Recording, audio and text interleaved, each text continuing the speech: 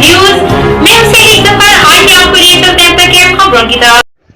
जी नाज़रीन, आपको आगाह कर रहे हैं हमारे क्राइम रिपोर्टर मोहम्मद कामरान की रिपोर्ट के मुताबिक शिकारी खुद शिकार हो गया।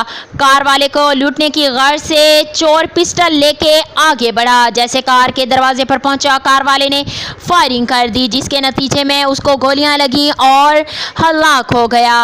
और इसी के साथ ही आपको दूसरी अहम खबर से आगाह कर रहे हैं हमारे क्राइम रिपोर्टर मोहम्मद कामरान की रिपोर्ट के मुताबिक लाहौर हरबंसपुरा पुल के साथ सर्विस रोड पर एक दुकान में अचानक आग भड़क उठी।